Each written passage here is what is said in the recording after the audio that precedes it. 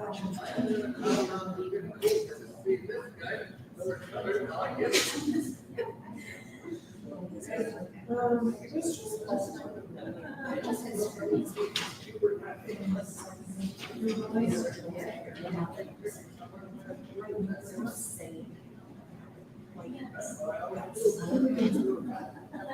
you're just being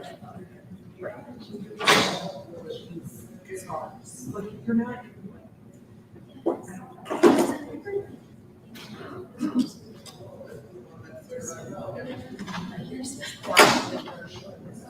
He was working so far. We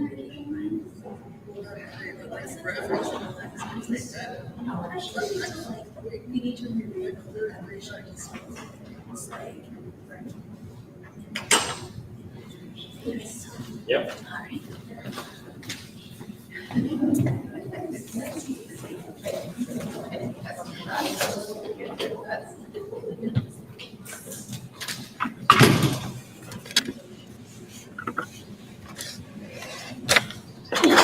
Welcome. Thank you all for joining us for ArtBreak this afternoon. It feels like it's been a while since we've gathered, so it's good to see everybody. Good to be back in this space with you. Our next ArtBreak will be on May 21st. That'll be Dr. Christine Hahn talking about the architectural design of the KIA. So I really encourage you to come back and hear that one as well. We will then be taking a break in the months of June and July. So we will be not doing art breaks, but we will still continue our gallery gatherings and artful evenings and special Thursday programs. And then we will resume the art break program in August. We have more exciting programs coming up at the KIA as well. If you've not yet done so, please be sure to drop by our side table on your way out to grab flyers for any upcoming programs that interest you. We're looking forward to jazz in the galleries, beadwork and basketry workshops with Indigenous artists, Kelly Church and David Martin coming up next weekend. We have a film screening and Potawatomi language workshop coming up in July. So a lot of really fun stuff. So I do encourage you to grab a flyer and also check out our workshop or our website, because we have a lot more posted there as well, right? So it's now my pleasure to introduce today's speaker, Professor Tom Rice, a truly innovative artist who works primarily in drawing, painting, and installation. Professor Rice received a BFA from the Tyler School of Art and Architecture in Philadelphia and an MFA from the University of Georgia. He is the Joanne and Robert Stewart Professor of Art at Kalamazoo College. And during this art break, Professor Rice will discuss the evolution of his large-scale drawings and installations that address the global climate crisis. His work is powerful and affecting, and it speaks with an urgency that is more vital now than ever. And we are absolutely honored to have him here today sharing with us about it. So please join me in welcoming Professor Tom Rice.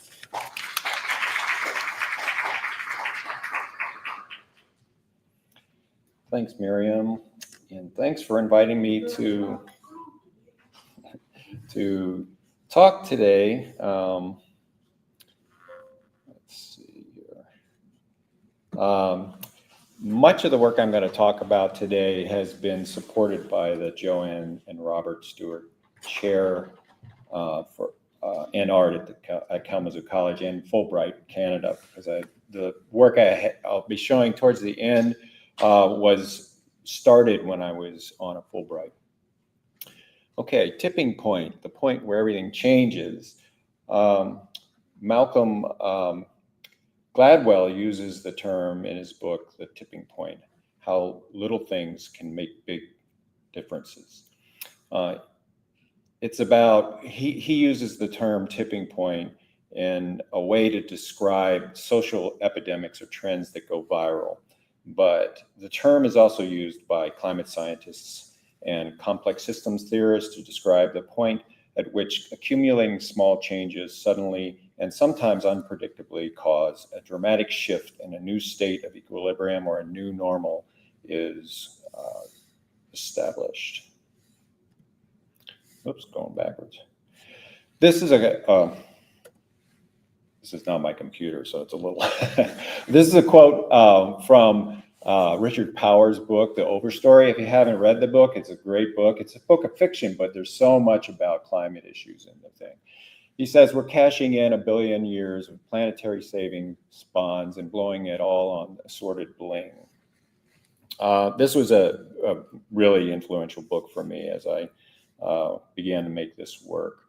Amitav Ghosh's book, The Great Derangement, was another influential book that I began when I began making this work. Ghosh is arguing that literature and art have not done a good job representing the climate change. This book was published in 2016, so things have changed a little bit since then. There's been a lot more art that has depicted issues related to climate change.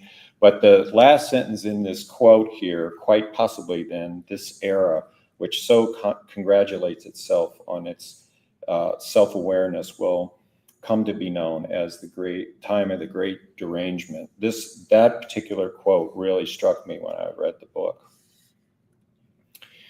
So this work, I'll be getting back to it later in the talk, but it was a show that I had at Illinois Wesleyan University, and it was titled Extinguishing the Fire. So my work and my talk here are going to be about what it feels like to experience climate change rather than what Timothy Morton calls in his book being ecological, a data dump. I'm not going to be citing a bunch of statistical information. This talk will be about my work and what it means to me and how I ended up working with this content. I've been making work related to climate issues for about 10 years, and the work is concerned mostly with the human contributions to climate change, fossil fuel dependence, capitalism, imperialism, petroculture, and environmental degradation. Okay, so this is a drawing I made as an undergraduate, like, way back in the 20th century. And the reason I'm showing you this is that while I was in college, I was interested in how the decaying steel industry around where I grew up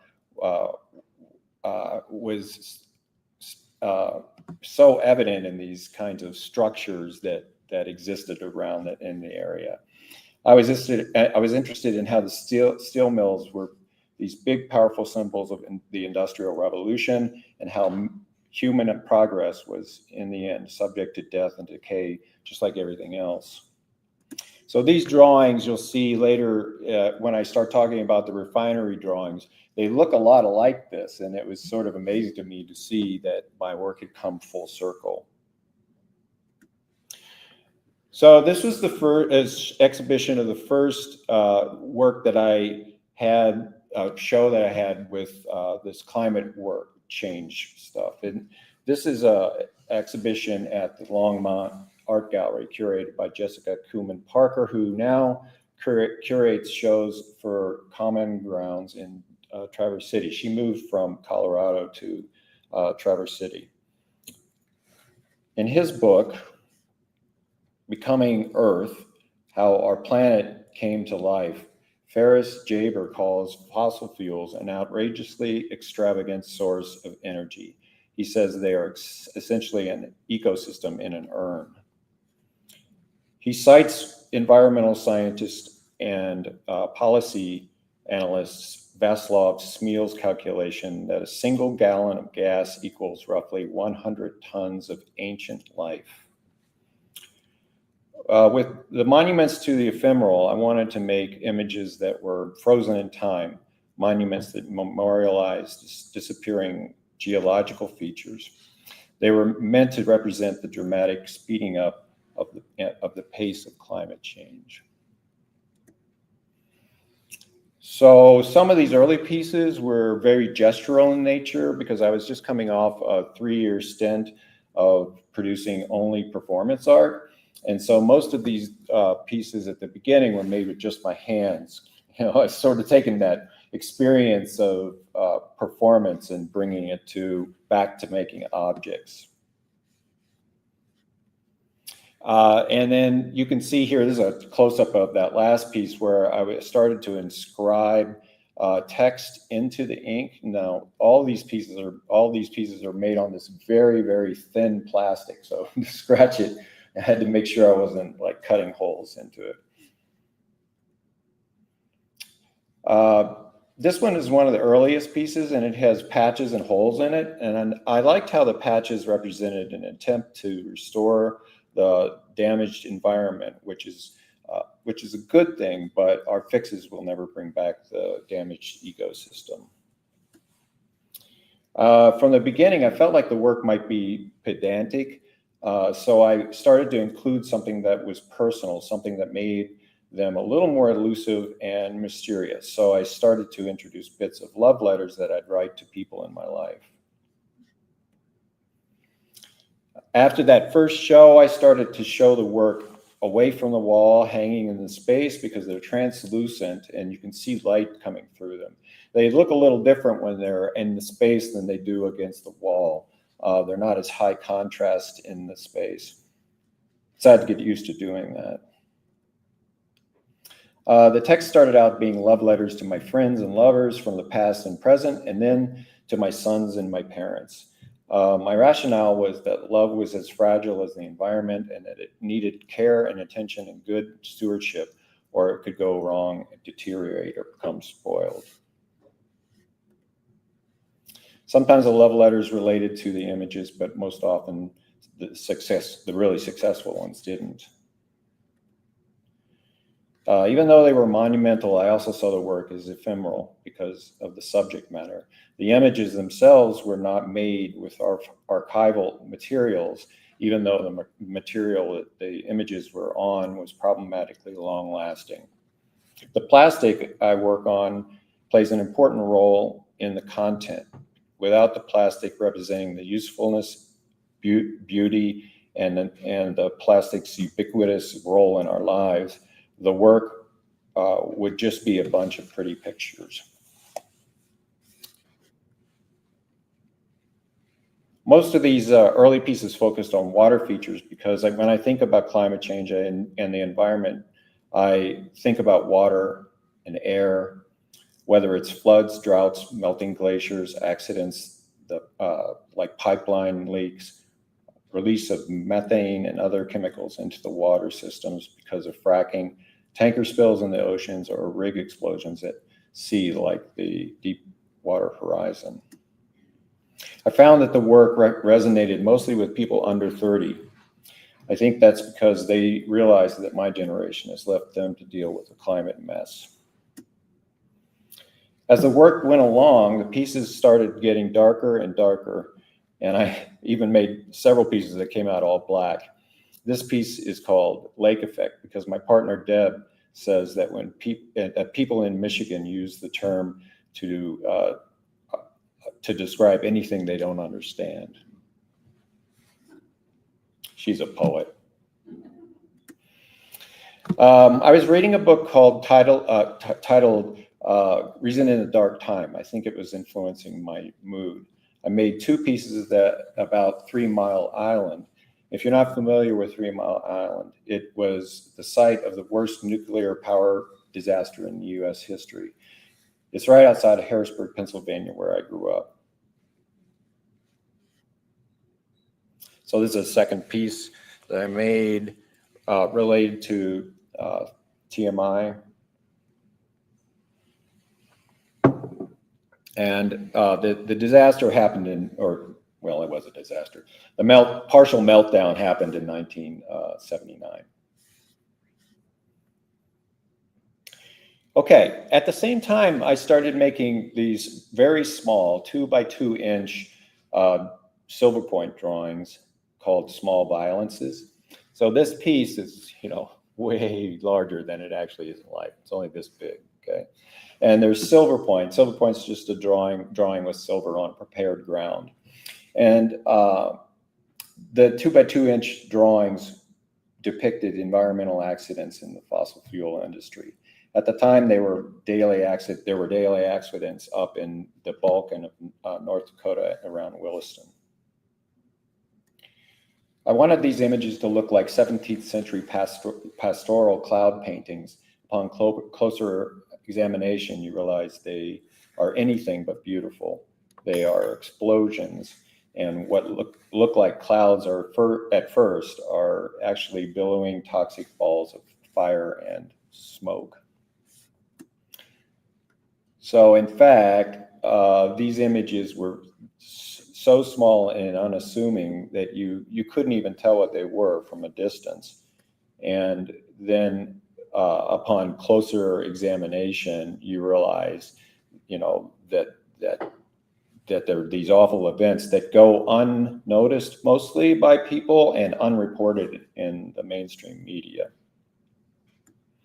So my partner, Deb Marquardt, is a distinguished professor of creative writing at Iowa State University, and she's also the poet laureate of Iowa. She started doing work about fracking in her home state of North Dakota. She wrote a really long poem called Small Buried Things about the fracking industry in North Dakota. She was making trips to North Dakota and teaching workshops all through the state, writing workshops, made possible by a grant from the North Dakota Humanities. This is when the fracking imagery started showing up in my work.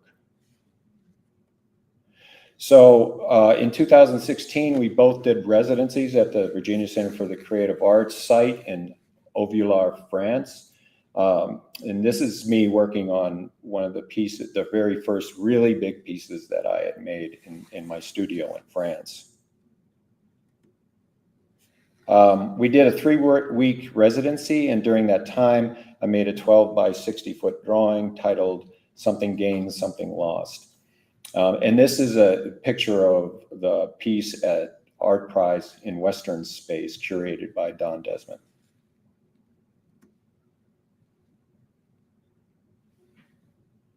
The fracking piece was conceived as a scroll, so you kind of walk along it, and depicted the process and issues related to fracking. Okay, in the residency in France was the first residency I'd done since 2002, because I had small kids, and then once they got big, I decided to do another one. So I decided to do another residency in 2017, and this time I went back to the Virginia Center for the Creative Arts at its home site in Amherst, Virginia. I had to do I planned to do another fracking piece, but on the drive down to Virginia from Michigan, I realized that I'd be in coal country. By the time I reached Virginia, I had decided to research and produce a piece about mountaintop removal mining and the coal industry. And so this is a piece I made, and that's, of course, me standing in front of it for scale.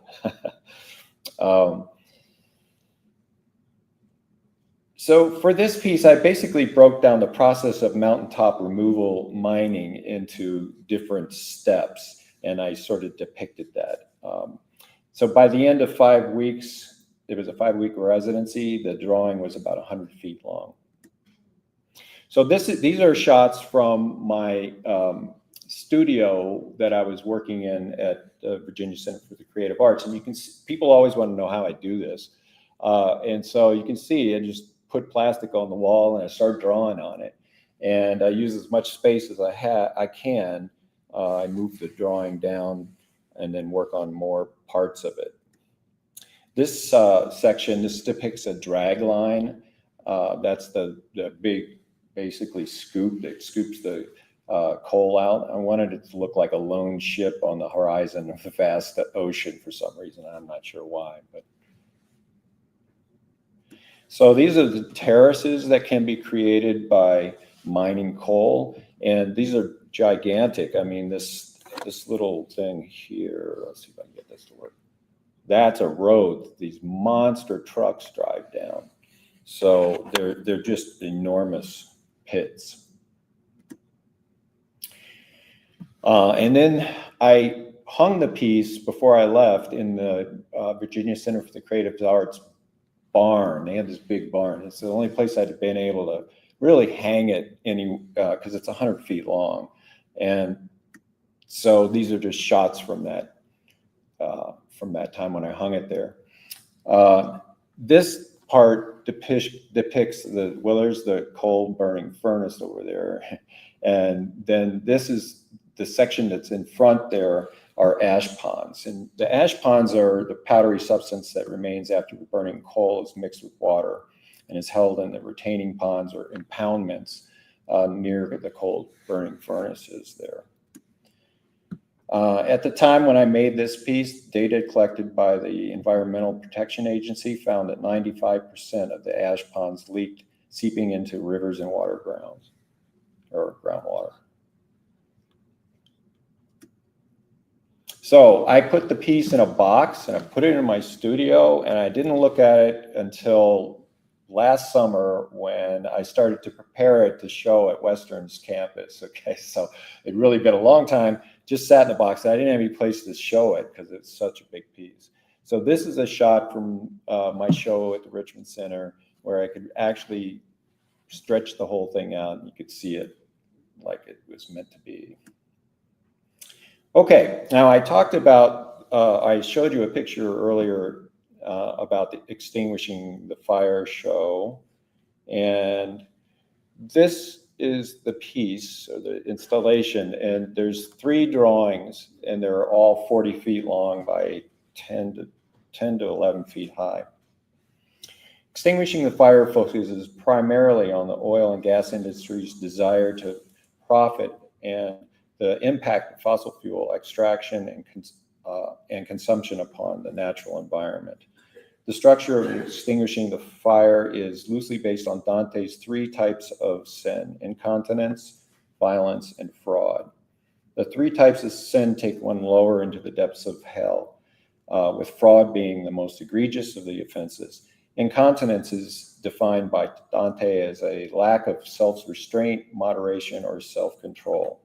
Violence is a category of sin with offenses against oneself or one's own property, such as suicide and squander, and more severe than violence against other people or their property. Finally, fraud includes actions taken by panders, seducers, flatterers, hypocrites, thieves, false counselors, counterfeiters, and falsifiers in descending order of depravity. So Extinguishing the Fire is also divided into 3 sections. The first section, with the text Incontinence, primarily depicts flaring of natural gas in the process of oil exploration, extraction, and refining. Petroleum companies have a notorious history of creating hazardous environmental conditions all over the globe through flaring gas. In the Niger Delta region, gas flaring was horrific, and despite a 2008 moratorium, continues today. I see these wasteful short-term gains prioritized over a sustainable future as a lack of self-restraint, self-control, or what Dante calls incontinence. Violence represents oil extraction, transportation, and refinery accidents. Most of these accidents are caused by human error, and they involve unsafe behavior and unsafe conditions, or a combination of both, as well as equipment failure. Regardless of the cause, there can be no doubt that accidents result in violence against others and their property, as defined by Dante. Petroleum companies and governments are responsible for safety regulations to prevent such accidents, but they're constantly challenging the oversight. As dramatic as events like oil tanker derailments, refinery accidents, or oil pipeline spills and oil rig explosions are, the damage they cause pales in comparison to the global harm caused by burning fossil fuels. Global warming caused by emissions from burning fossil fuels is the most serious and irreversible consequence of our dependence on oil, gas, and coal. Transportation emissions represent the largest single source of toxic air pollution in the United States. In my mind, governments and the fossil fuel industry are responsible for perpetuating and capitalizing on the economic bonanza provided by recent developments in fracking and other extraction technologies at the long-term expense of the natural environment, economy, and human health. Dante's definition of fraud identifies hypocrites, thieves, counterfeiters, and falsifiers as the most severe sinners. So Bill McKibben defined the problem in his November 2018 New Yorker article like this. This is a quote. Alex Steffen, a writer, environmental writer, and coined the term predatory delay to describe the blocking or slowing of needed change in order to make money off unsustainable, unjust systems in the meantime. The behavior of the oil companies, which have pulled off perhaps the most consequential deception in mankind's history, is a prime example, unquote. This final section of Extinguishing the Fire addresses the effects of global warming. The section is meant to generally address one of the very tangible, real-time effects that greenhouse gas emissions has on the environment, wildfires. All right. So, shifting uncertainties. So I talked about that piece in length because it had a lot of complexity to it. I'm starting to talk about a piece that's really more personal in nature. So this is my house. I bought it in 2007, and 7 months later, in June 2008, we had a 100-year flash flood. Then in September 2008, we had approximately 12 inches of rain in a 5-day period from remnants of Hurricane Ike moving in from the south and another system moving in from the west. Both events caused my finished basement to flood, eventually costing me over $20,000 in cleanup and repairs to the house. With these pieces, I wanted to bring the work back to something more personal. I decided to include text that related to when my house flooded in 2008 and the response I had.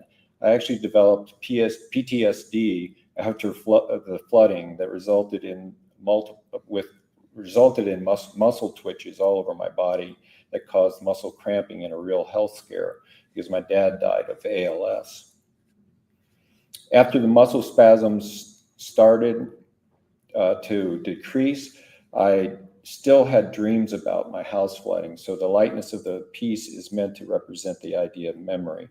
Also, the house on the left there is a kind of double image, which I intended to represent memory or how the past creeps into the future. So this is a shot from my studio shortly after I finished the piece. And I just wanted people to see, how I can never really see the whole work at one time when I'm working on it, okay? So some of these are pretty long, like this piece. And you can see here where I bunch it up, and then I work on that section, then I bunch it up. So this part right here on the left, right there, that's the one side of the drawing, and then this is the complete other side, and it's about 20 feet long or something like that. Okay.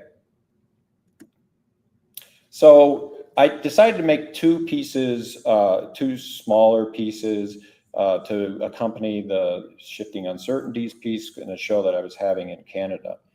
So I made Wait and See and another piece, a uniquely American experience.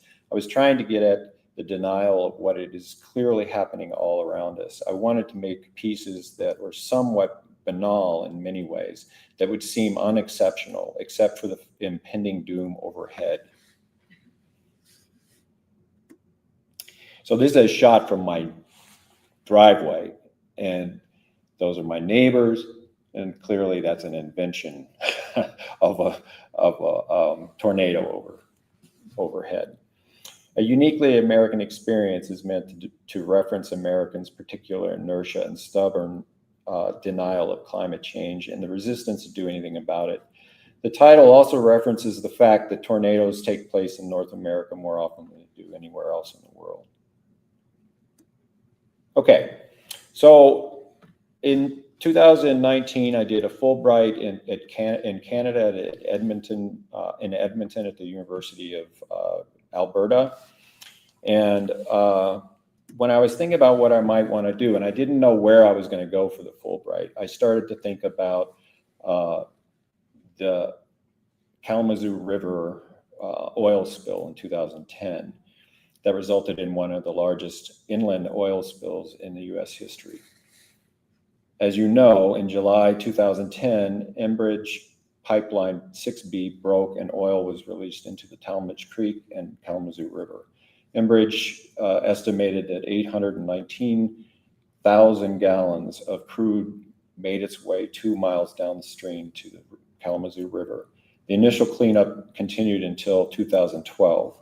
The Environmental Protection Agency ordered Enbridge to resume cleanup on parts of the river in 2013 and encouraged, Enbridge completed its work in 2014. And that line is no longer there. Now it's line 78 that goes through there. So when I was thinking about what I was going to do, I was thinking about the oil in the Kalamazoo River, and I was tracing, where it came from. And if you go up like this, you get to Fort McMurray, where the tar sands in Canada are. So this is Edmonton. This is where I was stationed, but I made a trip up to see the tar sands and the area up in northern Alberta. So this is just a photograph, an aerial view of one of the areas of the tar sands, and what it looks like. It's pretty devastating. But that's where this oil comes from, and it's some of the most dirty oil in the world. So outside of Edmonton, there are this section of Strathcona that is just refinery after refinery after refinery. It's unbelievable to see how many refineries end up sort of in that area. So I decided to do my project kind of focused on the refinery. And this is actually a photograph taken from from the parking lot where I was living. And Edmonton is right across the river. It's over here on the left. And those are refineries. And that big thing in the sky there, that's a flare. And it's like the Eye of Sauron over, that just hangs over Edmonton. I couldn't believe it, and it's loud. Okay, let's see. So the refinery became the object of my meditation. I see the negative spaces in these pieces. So when I'm talking about negative spaces, I'm talking about these areas where there isn't anything, okay? Not really this stuff, this is just sky. But these areas here, I see those as redacted information or denial. Sometimes the redacted information are storage units like this, and sometimes they're just cropping out any reference to natural forms.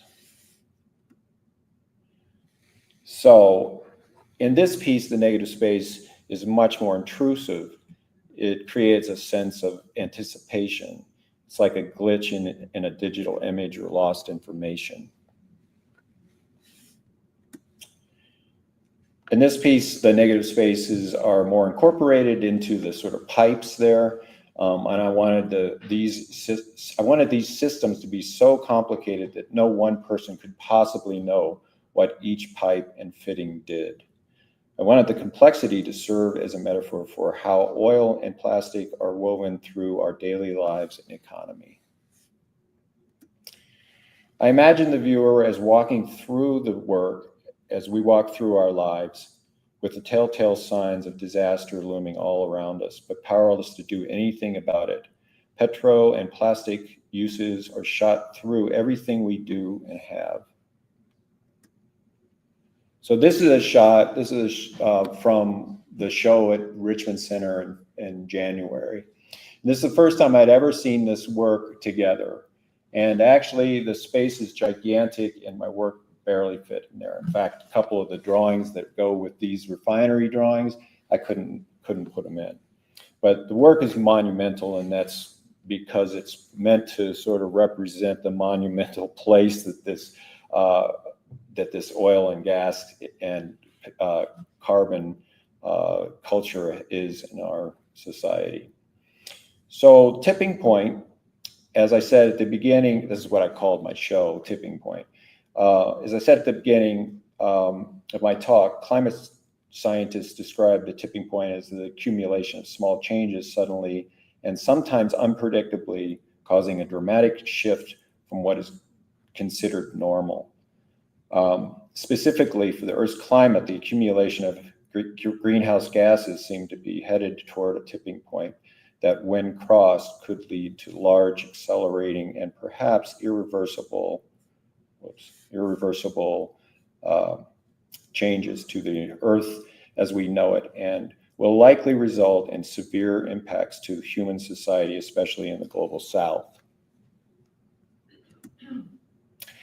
I agree with Naomi Klein when she says in her book, "This changes everything, capitalism versus the climate. Only mass social movements can save us now, because we know where the current system left unchecked is headed. The oil and gas industrial structures represented in my work, shown here, might one day be the archaeological record of our failure to acknowledge and confront global climate change." So that's the end. Thanks. I can take questions if anybody has any.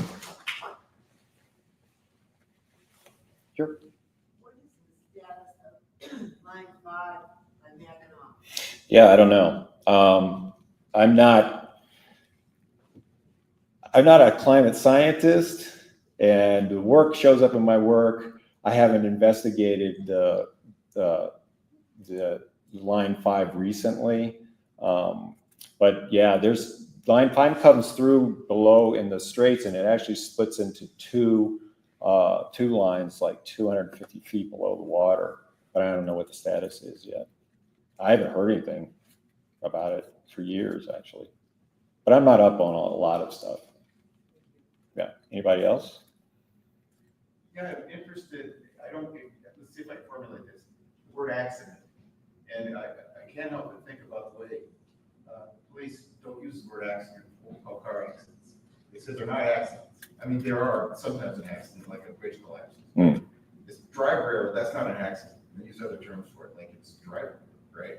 So I'm thinking that, you use, I'm not attacking your Sure. but you're taking it from the industry. You say, oh, we had an accident. They're not accidents. There's no oops here.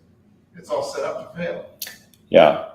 Well, I mean, everything's done to be the most efficient it can for making money. I mean, that's the problem. And now they're actually capturing more of the gas that's flared off in the Balkan. I was up there last summer, and they've got new kind of technology to capture the gas, but originally it was just cost ineffective to do that. And the thing about it is that the extraction industry is they're in a hurry to take advantage of the boom, right?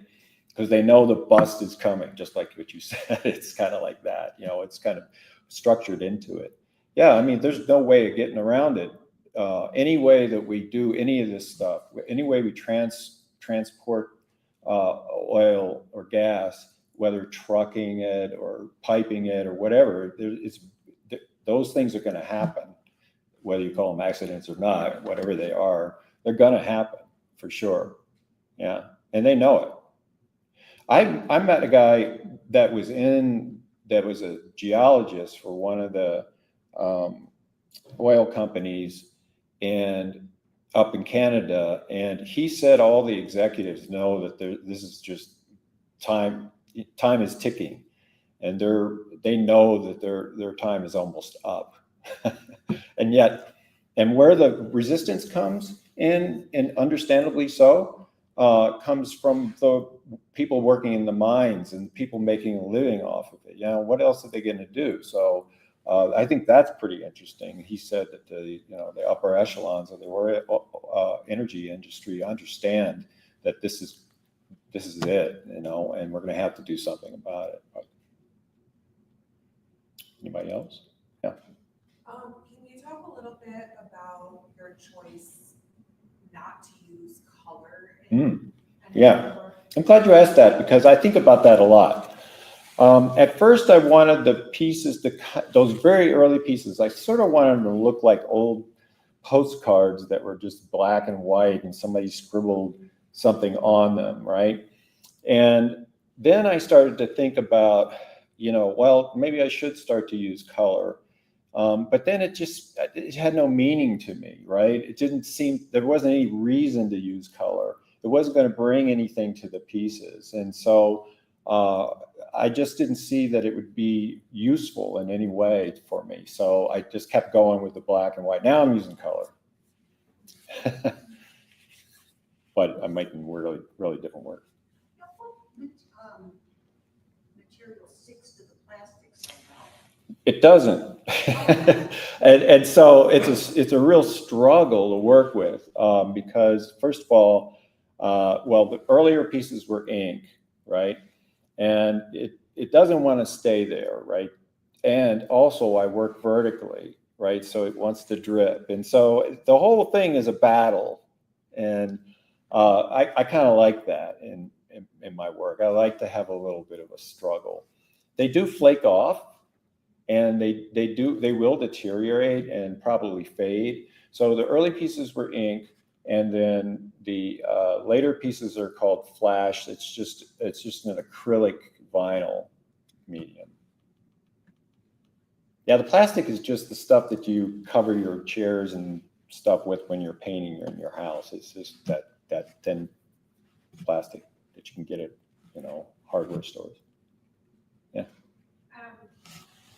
First of all, I just want to say thank you for doing this, and I hope it gets super wide exhibition in big places, because it's, from my limited, not so humble opinion, it's so critical what you're doing. And I feel that very sincerely.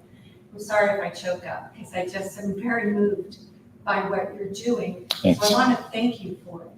I also just want to quickly say, and then I'll get to a question, that it's so evocative of other kinds of work. The early pieces with the water, to me, are so evocative of like an Anselm Kiefer, who also, of course, deals so much with the environment. And your writing on it's just, I'm like, wow, it echoes very different themes, but it echoes Kiefer. And the length of it, and when you talked about walking along, makes me think of like Chinese landscapes and the scrolls and following the scrolls. So the work is so tied to other traditions and traditions that don't have a lot to do with one another, and you've brought them together so beautifully. I just can't get over it. How happy I am I was able to come today. But here's my question, and it's going to sound hostile, and it isn't. I'm just so curious how you work with the meaning of working on plastic, which, apart from the technical difficulties it poses, it's a product of the petrochemical industry. So when you're working on it, what do you want us, as we walk through and are moved by these monumental pieces, what do you want us to make of the fact that it is on plastic? Right. Yeah. So this plastic is made from natural gas, actually, but it's the same thing, right? It's a problem. That's what I want people to realize, is that, if we took plastic out of everything in this room, it would fall to pieces, right? It's just such a part of what we are. And you're right, it's sort of hypocritical to be making work. No. I know you didn't. It's something I think a lot about. again, the work wouldn't mean much if it was just on, rice paper, right? So, or something like that. And yet I'm not working on it anymore. I'm working on compostable material. So the pieces will actually eventually disappear. Still using paint though, so that's a problem. But you're absolutely right. That's a super important part of the piece, the work, because it's beautiful. If you walk by the stuff without anything on it, it makes this crinkly sound, and it's beautiful to look at, right? And it's so useful. These pieces, I made that piece in France. I folded it up and put it in a backpack and brought it home on the plane, right? I made it this big. And so this work, I ship it, and it cost me $10 to ship a piece that's, 20 feet long. It's so useful. It's so much a part of our lives. How do we untangle this? That's the biggest problem, right? So that's how I sort of think about it in the work, that it is such a gigantic problem, and I don't know what the answer is. Yeah. Sure.